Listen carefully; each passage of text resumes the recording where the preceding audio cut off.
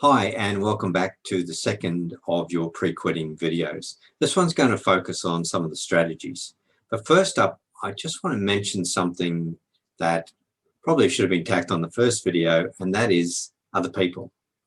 In your life, there will be people who will support your efforts to quit, and that's fantastic. There may also be people who don't. And when they don't, it's for a couple of reasons.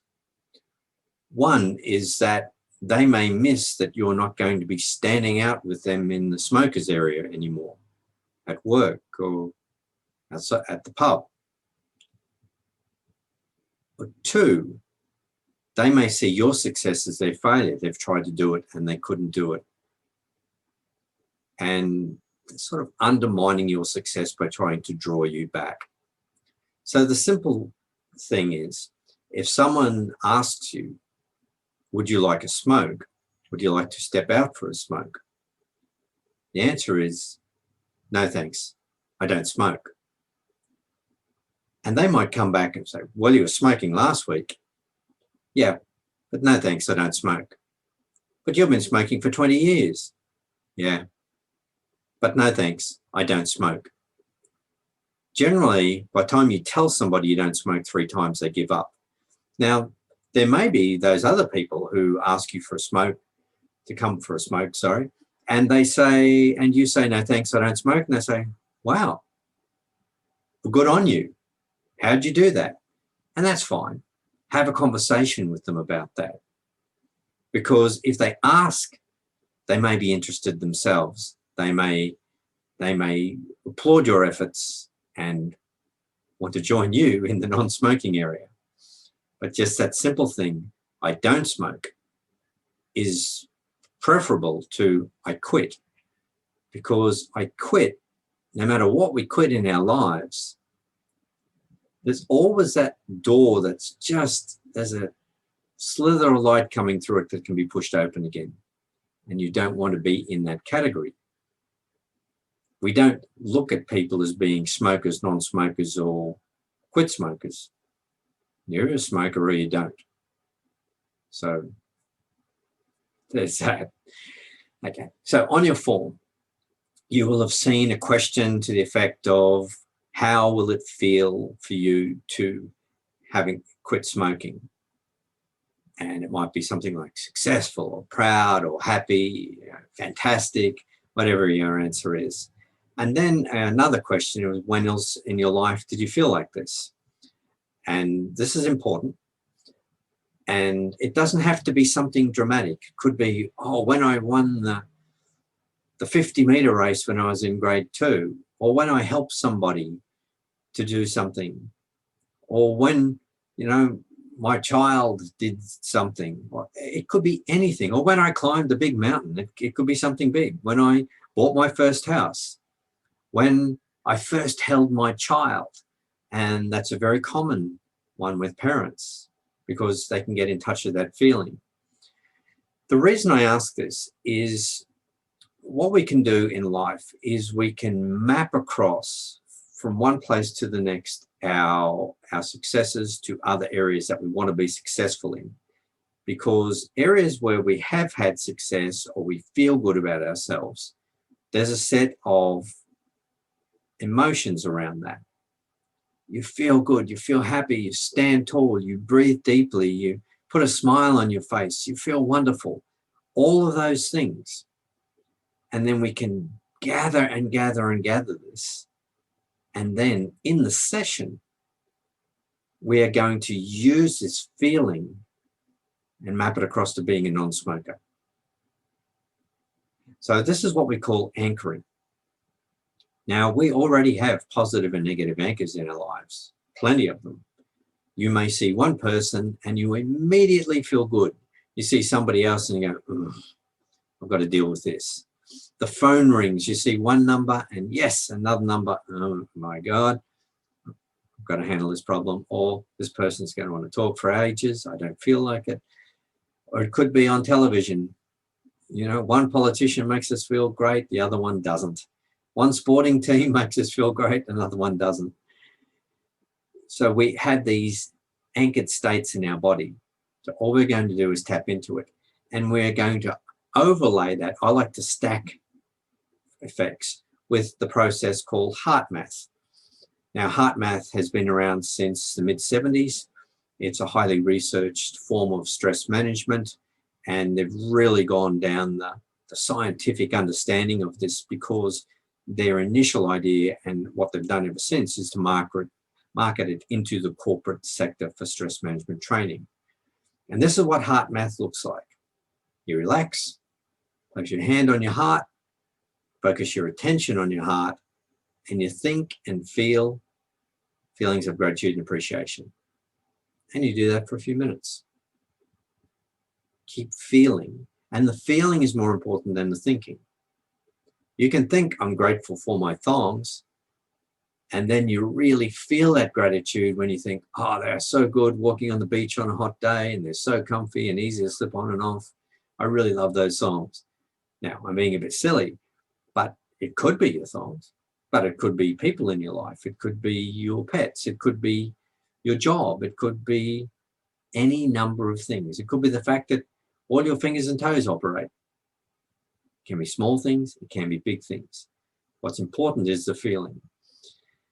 And what has been understood is that when we are under a lot of stress, the hormone cortisol goes up and the hormone DHEA goes down. DHEA is your live-long feel-good hormone. It's a precursor to producing estrogen and testosterone. Now, when we do about 5 minutes of heart math, the stress hormone starts to come down, the DHEA goes up into more balanced range and stays there for a while. If we do heart math on a regular basis, we can take control of that hormonal system by taking control of our thoughts and how our thoughts affect our outcomes. You see, both DHEA, which is the feel-good hormone, and cortisol are both produced in the adrenals. And we have what's called the HPA, hypothalamus pituitary adrenal axis. Your thoughts become chemicals in your body and determine how you feel. So we want to take control of that.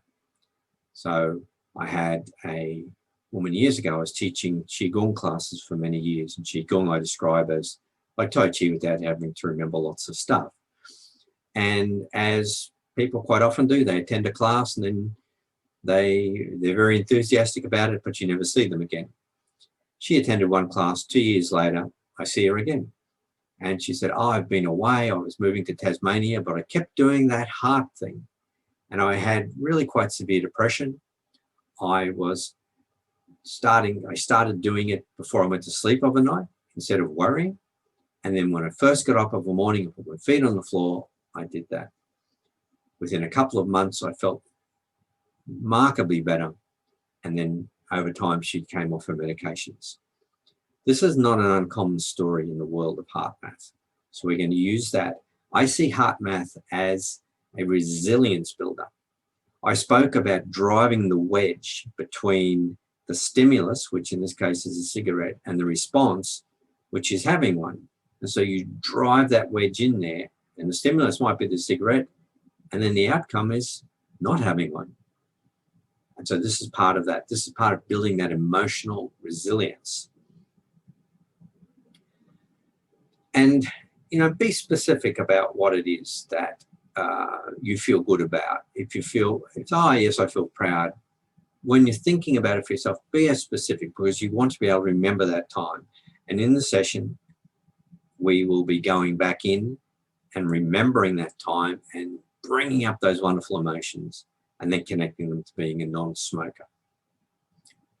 Another strategy that you can use, another wedge driver, if you like, is the mirror process. It's called the mirror and the posture process. Again, I'm linking two things together. So what we know is that if you stand or sit in a slumped position, you don't feel very happy. And if you stand up straight and just relax your body, shoulders back, and look the world in the eye, you tend to feel better. In one study, they had people simply do this. That looks pretty silly. They put a pen in their mouth. What this did They did it. It activated the same muscles in the mouth that are used for smiling. The feedback went to the brain through this HPA axis I mentioned earlier, and they started to feel better. And these were people with strong depression, and they could reproduce this over and over again. Just as when we slump, when we're walking around in a slump position, we're not feeling very happy, we're not feeling very confident or positive, we get a feedback mechanism to the brain that says, whenever I stand like this and perhaps talk like this, I don't feel very good, so I'm going to create these stress hormones. But when I stand up straight, when I look the world in the eye, when I speak sort of outwardly to the world, I do feel better. I do feel more positive. So here's the strategy. Anytime you walk into a bathroom prior to the session, stand up straight, shoulders back, then relax them down, look in the mirror, put a big cheesy grin on your face, and just say out loud, say to yourself, I am quitting smoking on, the example might be, the 10th of May, 2021 at 2 p.m. And it's going to be great. And just say that to yourself for a few days, for a week, for 2 days, depending on how long in advance you've booked. After the session, it would simply be walk in, look in the mirror, stand up straight, shoulders back, big smile. I love being a non-smoker. And repeat that. Now, you can do that for anything. You can say anything in your life that, and just reinforce it. And you're putting a feeling and linking it to a posture. And this will have a good outcome for you. This is another wedging strategy that we want to use. So you can use the heart math, resilience, the posture and the smile, and that soon gets conditioned and becomes almost an instant transformation. So you could be walking down the street and become aware that you've got the weight of the world on your shoulders. Stand up straight, put a bit of a smile, have a look around, and you'll change very quickly. One of the things that we can do that we can control is breathing. In fact, there's only two. One is the blink response, and I'm sure all of us as kids had the staring competition with somebody, and you can do it for quite a while before you have to blink. But breathing is the other way that we can override our autonomic nervous system, and we can control our breath. Typically, when people are stressed or anxious or upset, they will breathe high in the chest and quicker, or hold their breath. If you notice yourself doing this, you can take control, or you can simply decide to take control. So as part of driving another wedge between stimulus and response in your life, we want to look at 3 simple breathing mechanisms. One, the first 2 fall into what's called cycle breathing. Cycle breathing, and I'll tell you what it is, and I'll get you to do it with me. So what we're going to do is we're going to breathe in through the nose and out through the nose. Breathe in 1, 2, 3, breathe out 1, 2, 3. If you cannot breathe through your nose, use your mouth. So we're going to go in, out. Now, I'm exaggerating the chest here a little bit to take a breath. This doesn't have to be a deep breathing exercise. It can just be in, 1, 2, 3, out, 1, 2, 3, and you keep going and keep going and keep going. And very quickly, you start to activate the parasympathetic nervous system, which is the relaxed side. The opposite side is the sympathetic nervous system, which is engaged when we're stressed or we're doing active things. Now, the active version of cycle breathing is breathe in through the nose, 1, 2, 3, out through the mouth, 1, 2, 3. And we repeat. Nose, 1, 2, 3. Mouth, 1, 2, 3. Now you may notice you get quite a different feeling in your body when you breathe through your nose or you do in through the nose and out through your mouth. Now you can do that as 3 seconds or 5 seconds. And what's really useful is if you're doing something quite busy, to try and just hold that cycle breathing in that 3 in, 3 out while you're being busy. And you'll find that you can do it perfectly well without having to get into puffing and panting, which is really counterproductive because we tend to breathe up here when we do that. And so we're not taking in any extra oxygen, we just think we are. So the cycle breath, 3 in, 3 out through the nose, 3 in through the nose, 3 out through the mouth if you're moving around, walking, being active.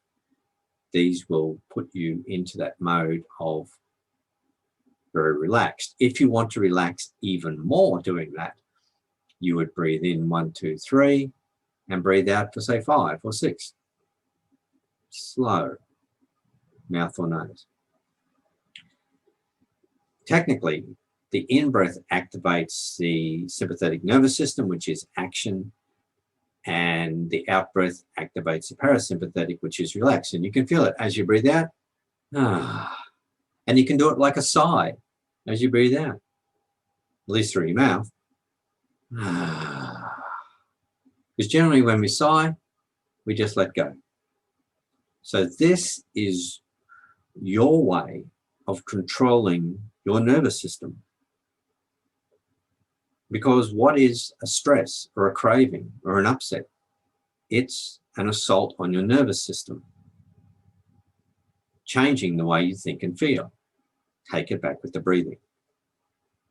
The third breath is what's called box breathing. It's boxed because we do a shape like this.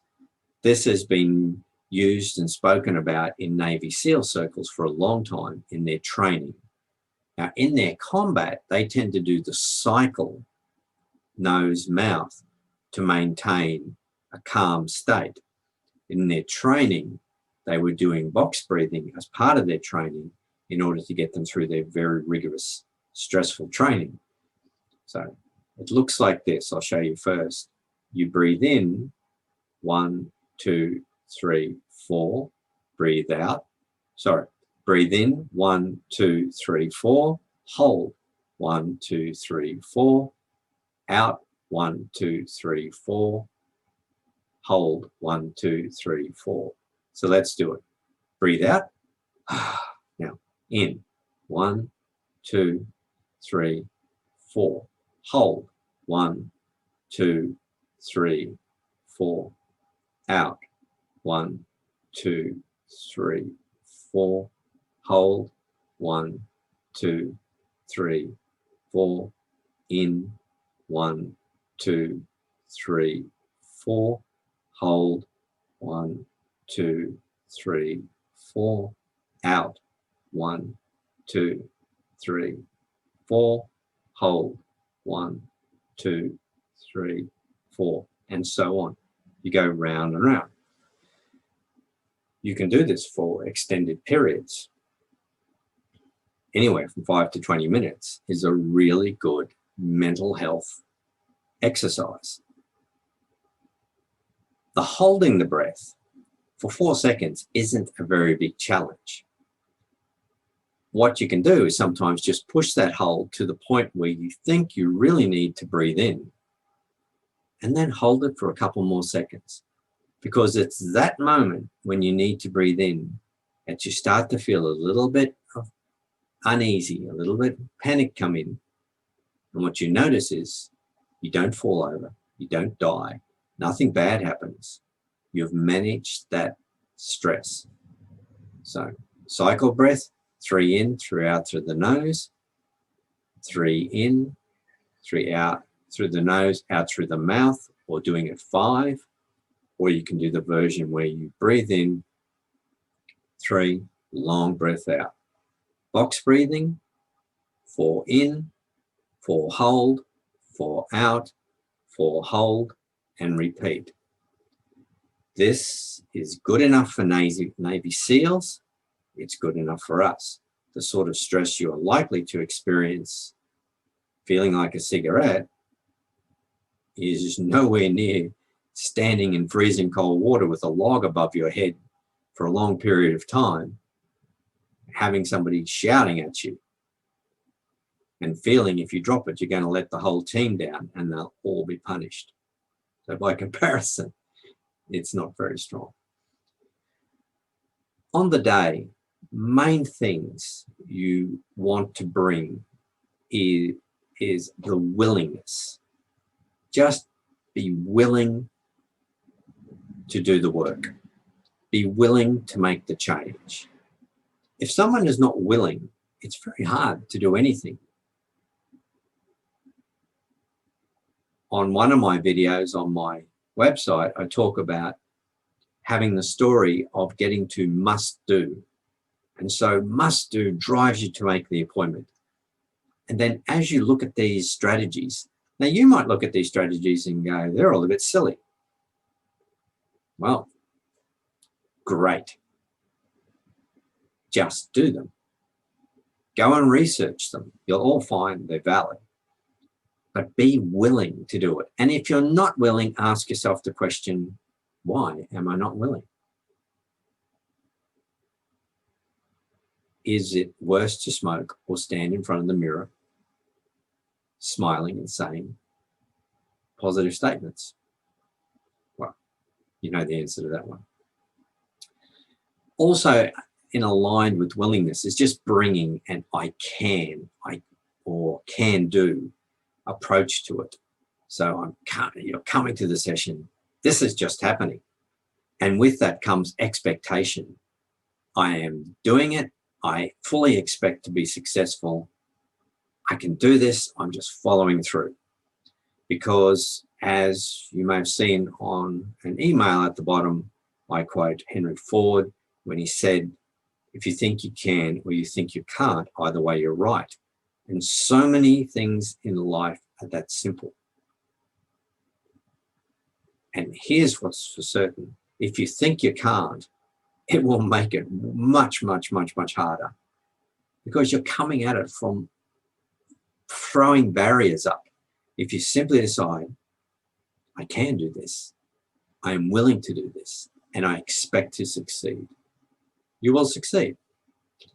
One of the processes you're going to learn on the day, and I won't take you through it now, but I will take you through as we do it, so you experience it in the real time, is called EFT. And I love this process. It's called Emotional Freedom Technique, which is EFT. And it is a wonderful way to overcome feelings of stress and anxiety very quickly. So we're going to be using the heart math, and that's for your resilience long-term, but it's also for anchoring in these positive feelings into your body that you can use for quitting. You're going to be using the mirror and the posture in preparation and afterwards for just feeling good, changing your state very quickly. You're going to be breathing to take control of your nervous system. You're going to be using EFT to be collapsing down those negative beliefs and stressful feelings, any anxieties you have around quitting. And on the first video, I mentioned we blend between the conscious and the unconscious, and we're going to be using some wonderful unconscious techniques to just really embed all these new changes. So that's what's going to happen on the day. Approximately a week later, we will be doing the after session, the consolidation session, where we deal with anything we need to deal with, or in fact, anything you want to deal with. But after your session, you'll get an email, and I'll be doing a video, or I'll be sending you a video rather, that is a reminder of the things we did, a reminder of how to do the EFT. So on the day, you don't have to stress about learning how to do it. You'll get a video about that. You'll be getting reminders about water, use the water bottle, eat apples, breathe, do your heart math, those sort of things. So that's getting to the end. We're looking all the way at wedging, creating a greater wedge, create a gap between the thing that comes into your life that is aggravating, the stimulus, the craving, and what you actually do, driving that wedge apart. So on the day, something we have to touch on, sort of housekeeping, is you can make payment by card on the day. And if you want to make payment via direct deposit, I'd ask that you do that, say, 2 days in advance, so it's all done and dusted.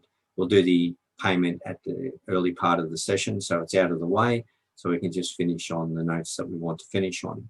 Of course, as a reminder, you have 6 months support, and that is to just, it's there for you. I'm there for you. But particularly in that first week, and I want to say this now, and I will say it on the day, that if you have any hiccups, I want you to just contact me straight away. Phone, text, just get a message through, and so we can deal with it.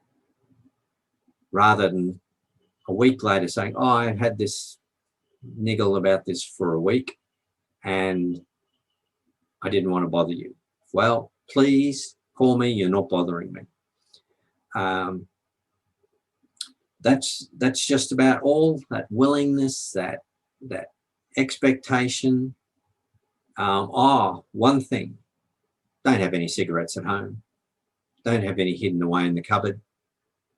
One person kept some aside. I said, where are they? They're way up in the cupboard where I can't reach them. I said, how did you get them there? I stood on a stool. Well, you can reach them. I've had people say to me, in that first couple of days, I just had a couple of little moments. And if there would have been a cigarette there, I may have lit it up. But I wasn't getting in the car to go and buy some. So if there are no smokers at home, you just have no cigarettes in your environment. I like people to tear cigarettes up in front of me, the remaining cigarettes, as we start the session. If you have smokers at home, you will have to come to an agreement with them that A, they will not offer you one if you asked, if you had a moment of weakness.